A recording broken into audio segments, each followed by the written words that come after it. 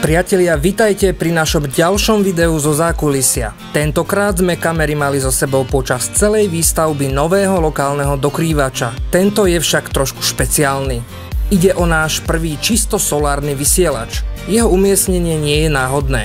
Stáť bude nad obcov Ľutov v Pánovskom okrese. Je to obec, ktorá je v takej hĺbšej doline bez priameho výhľadu na akýkoľvek vysielač poskytovateľa internetu. Najčastejším pripojením do internetu je momentálne drahý satelitný internet. Ani s mobilným signálom to tam nie je bohvie čo. Operátorom sa proste neoplatí stavať stožiar kvôli pár domácnostiam. Pomôcť nám prišli aj zvedavé kozy, akurát, že príliš nepomohli, akurát pekne zavádzali. My sme na začiatku slúbili, že postupne pokryjeme celý okres Bánovce nad Bebravou, vrátane miest, ktoré sa z biznis pohľadu príliš neoplatia.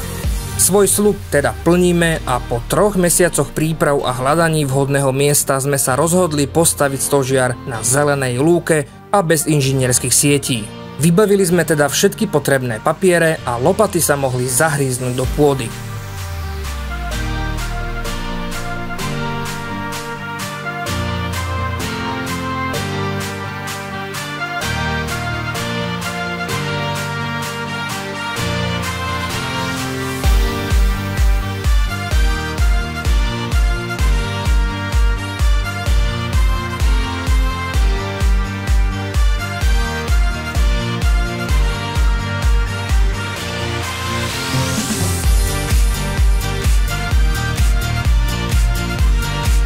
Po úspešnom dokončení prvej fázy, betonovania tyče, môžeme začať s montážou fotovoltaických panelov.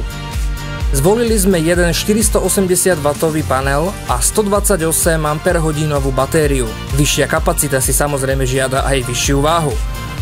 No skús, aká je ťažká. Čo ti jebe je rukovazok? A však dvihni. Sa nedá. Ale hovno.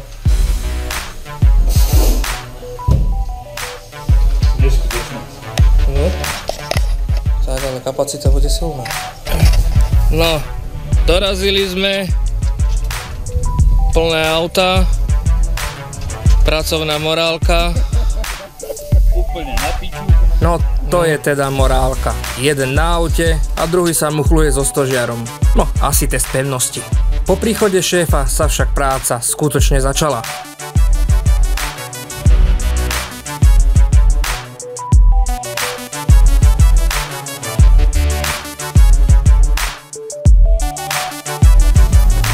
No, panely sa dávajú na šikmú strechu väčšinou a na rovnú strechu sa používajú takéto držiaky, ale je problém vždy, ako to umiestniť na stožiar, na taký tyčový stožiar. Vtedy je veľký problém nájsť niečo, takže my sme to vymysleli takýmto redukčným držiakom, vyrába ho CSAT STR5, kde z veľkej tyče, čo sa to taký ve. No ešte ho musíme ukotviť samozrejme. Obyčajná konzola, ktorá sa používa na montáž antén a tu pripevníme tie držiaky. Takýto relatívne jednoduchý, možno niekomu sa zdá zložitý spôsob sme si vybrali. Dobre, vrtáme uťahovačkou, keďže tu nie je elektrika.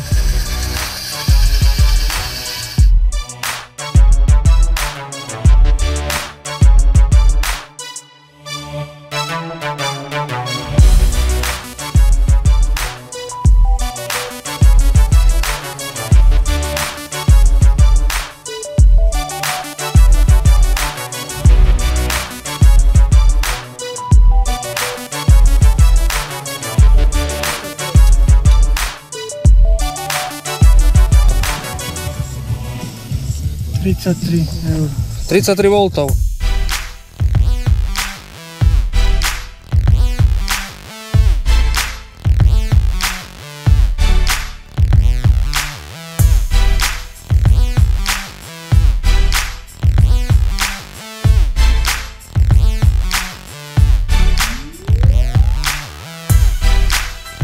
Druhý deň práce je za nami. Ešte nás čaká montáž antén a ostatnej technológie a samozrejme finálne oživenie a nastavenie. To vám ale pre istotu zrýchlime, nech sa neunudíte.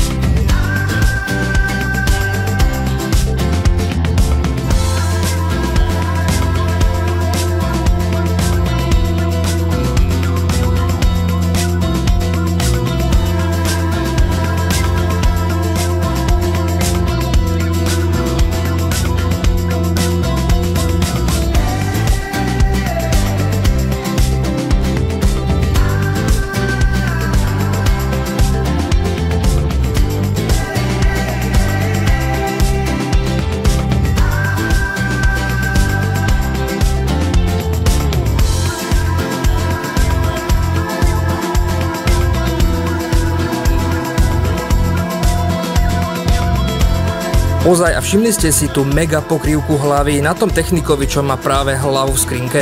Áno, presne tak, je to tričko.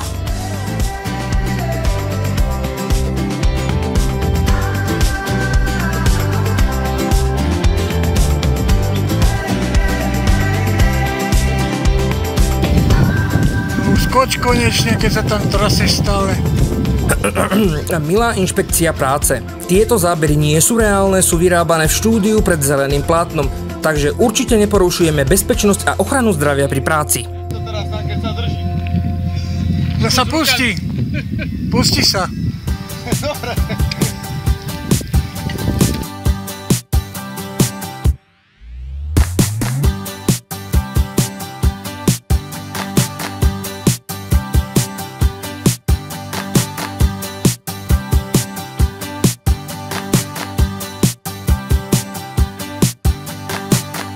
Výložníky a antény osadené, káble zapojené a elektrika funguje. Stavba vysielača sa teda podarila. Aj v tomto prípade sme použili 29 decibelovú smerovú anténu od českej firmy Heroes, ktorá sa pripája na inovecký vysielač, kde je rovnaká anténa s vysielacím zariadením Rocket AC Air Prism. Aktuálna kapacita je 120 MB, ale pokiaľ by to na tých pár domov nestačilo, tak sa samozrejme ešte zvýši. Kapacita batérie je zatiaľ dostatočná, k výpadku napájania neprišlo za mesiac skúšobnej prevádzky ani jedenkrát. Celkový odber prúdu je maximálne 15 W.